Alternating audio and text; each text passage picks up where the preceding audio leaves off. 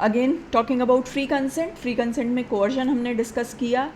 अब हमारी बारी है फ्रॉड को डिस्कस करने की। तो इंडियन कॉन्ट्रैक्ट एक्ट 1872 क्लियरली कहता है कि कॉन्ट्रैक्ट में कंसेंट फ्री होना चाहिए, और सेक्शन 17 क्लियरली डिस्क्राइब करता है कि फ्रॉड क्या है और फ्रॉड की वजह से कॉन्ट्रैक्ट पे क्या इम्पैक्ट आता है। तो सबसे पहले फ्रॉड को किस तरह से डिस्क्राइब किया गया है। Fraud is legal deliberate act to deceive or induce a party into forming a contract through false means। Clearly आपने अपनी इच्छा से जानबूझ के कोई ऐसा काम किया है जिससे सामने वाली पार्टी को आप डिसीव कर सकें या इंड्यूस कर सकें कि वो कॉन्ट्रैक्ट में आपके साथ आ जाए। मेन एलिमेंट जो फ्रॉड का है, फॉल्स स्टेटमेंट अगर है, या कोई चीज़ जो छुपाई है आपने जानबूझ के, या कोई ऐसा प्रॉमिस किया है जिसमें आपको पहले से ही पता है या पहले से ही आपका इंटेंशन है कि आप परफॉर्म नहीं करेंगे, या इसके अलावा और कोई काम जो धोखा देने के इंटेंशन से किया गया है, वो फ्रॉड में आएगा। अब फ्रॉड का इफ़ेक्ट क्या है कॉन्ट्रैक्ट पे। अगर कॉन्ट्रैक्ट में सामने वाली पार्टी ने कंसेंट दिया है फ्रॉड की वजह से, तो ये उसकी मर्ज़ी रहेगी कि वो कॉन्ट्रैक्ट को अवॉइड कर सकता है। कॉन्ट्रैक्ट क्लियरली वॉइडेबल होगा, लेकिन किस पार्टी की इच्छा से? जिसका कंसेंट फ्री नहीं था, वो कॉन्ट्रैक्ट को अवॉइड कर सकता है। नेक्स्ट इसेंशियल एलिमेंट क्या है फ्रॉड के? सबसे पहला है फॉल्स रिप्रेजेंटेशन। फॉल्स रिप्रेजेंटेशन, आप कोई स्टेटमेंट दे रहे हो या कोई फैक्ट बता रहे हो जिसका आपको पता है या जो आप बिलीव करते हो कि सही नहीं है, और पर्पस क्या है? जिससे सामने वाली पार्टी को आप मिसलीड कर सको कि वो आपके साथ कॉन्ट्रैक्ट कर ले। क्लियर इंटेंशन है धोखा देने का, मिसलीड करने का, जिससे कि वो सामने वाली पार्टी आपको कॉन्ट्रैक्ट में हाँ कह दे। किसी भी तरीके से आप डिसीव कर रहे हो, गलत स्टेटमेंट्स दे रहे हो या कोई चीज़ छुपा रहे हो, सारी चीज़ें फ्रॉड में ही आएंगी। एक और कंडीशन है कि सामने वाली पार्टी ने आपके स्टेटमेंट पे बिलीव किया है, उसका विश्वास है आपके ऊपर, और उसी विश्वास पे उसने कॉन्ट्रैक्ट किया है और उसके बाद उसको नुकसान हुआ है। जैसे कि आप कोई घर बेच रहे हो और उसमें आपने छुपा के रखा है कि उस घर के, उस प्रॉपर्टी के ऊपर ऑलरेडी कोई केस चल रहा है, ये फ्रॉड में ही आएगा। फ्रॉड के प्रकार कौन कौन से हो सकते हैं या किन चीज़ों को हम फ्रॉड मान सकते हैं? सबसे पहला फॉल्स असर्शन, स्टेटमेंट ऐसा देना जो आपको पता है विदाउट बिलीविंग कि वो सही है, एक्यूरेट है या नहीं है। आपने बस स्टेटमेंट दे दिया, आपने न चेक किया, या आपको पता है कि वो सही नहीं है। नेक्स्ट है एक्टिव कंसीलमेंट, कोई चीज़ छुपाना, जानबूझ के छुपाना, चाहे वो फिज़िकली छुपा रहे हैं या किसी और तरीके से छुपा रहे हैं। फिज़िकली में आप कह सकते हैं कि फर्नीचर टूटा हुआ है, उसको आपने थोड़ा सा डेंटिंग पेंटिंग कर दिया और ये बोल दिया कि ये तो इंटैक्ट पीस है, वो एक्टिव कंसीलमेंट में आ जाएगा। या कोई इस तरह का प्रॉमिस करना कि मैं ऐसा काम करूँगा जबकि आपको पता है कि आप नहीं करोगे, आप उन कॉन्ट्रैक्चुअल ऑब्लिगेशंस को फुलफ़िल नहीं करोगे, ये आपको पता है, फिर भी आप कमिटमेंट कर रहे हो, वो भी फ्रॉड में ही आएगा। और किसी लॉ को, किसी पर्टिकुलर चीज़ को जो उस कॉन्ट्रैक्ट में होनी चाहिए थी लॉफुली, आपने उसको अवॉइड कर दिया या ओमिट कर दिया।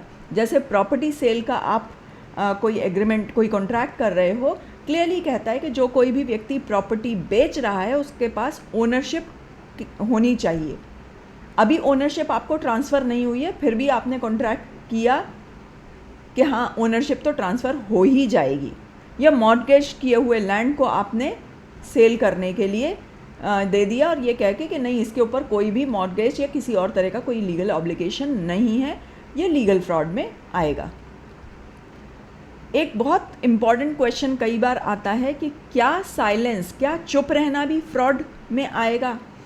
जनरल रूल कहता है कि आपने कुछ नहीं कहा, आप चुप हो, उसको फ्रॉड में नहीं माना जाएगा according to Indian contract act. लेकिन इसका एक एक्सेप्शन है, और वो एक्सेप्शन क्या कहता है कि जहाँ आपकी लीगल ड्यूटी थी कि आप उस फैक्ट को डिस्क्लोज़ करते, और वो मटेरियल फैक्ट है, बहुत इम्पॉर्टेंट फैक्ट है, उस कॉन्ट्रैक्ट का बेस कह सकते हैं, उस कॉन्ट्रैक्ट का बेस है, और आपकी जिम्मेदारी थी, लीगल ड्यूटी थी कि उस चीज़ को आप डिस्क्लोज़ करते, वहाँ आप चुप रह गए, उसको फ्रॉड ही कहेंगे।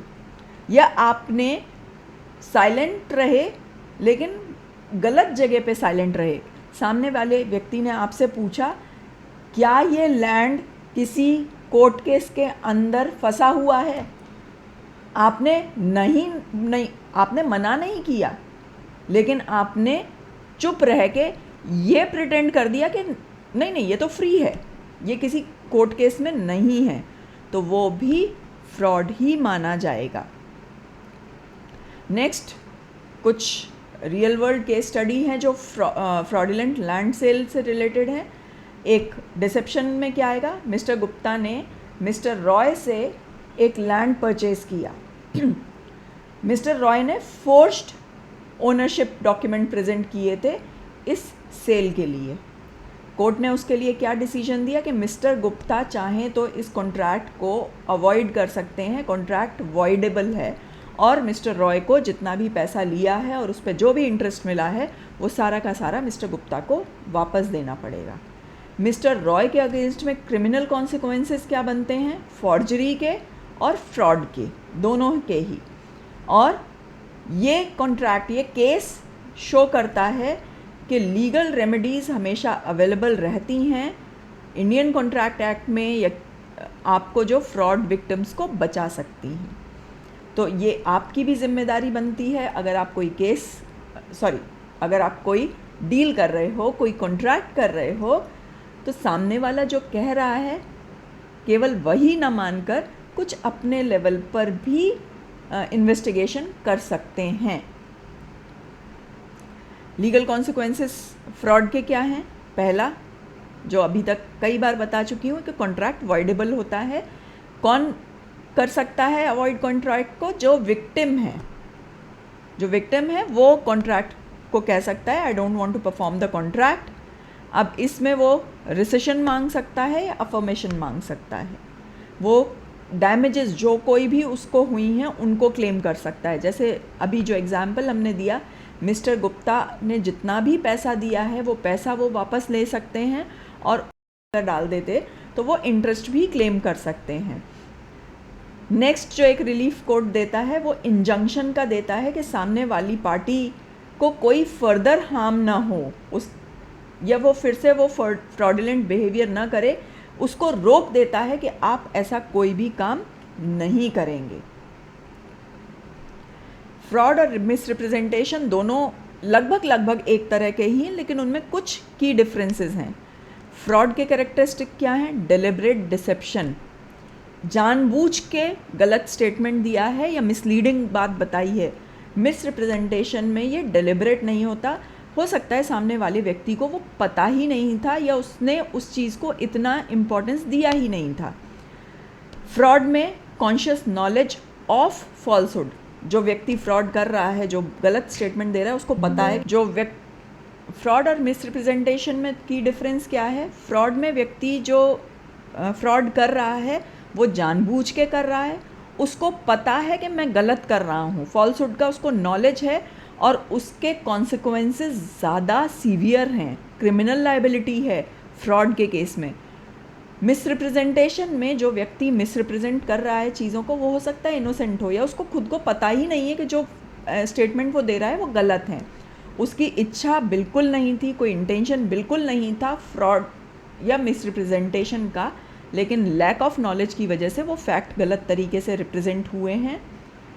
मिसरिप्रेजेंटेशन के केस में जो कॉन्सिक्वेंसेस हैं वो उतने खतरनाक या सीवियर नहीं है जो फ्रॉड के केस में है। मिसरिप्रेजेंटेशन के केस में सिविल रेमेडीज़ अवेलेबल हैं, जबकि फ्रॉड के केस में क्रिमिनल लायबिलिटी बनती है। तो ये बेसिक डिफरेंस है फ्रॉड और मिसरिप्रेजेंटेशन में। फ़र्क इंटेंशन का है। तो ये था फ्रॉड अंडर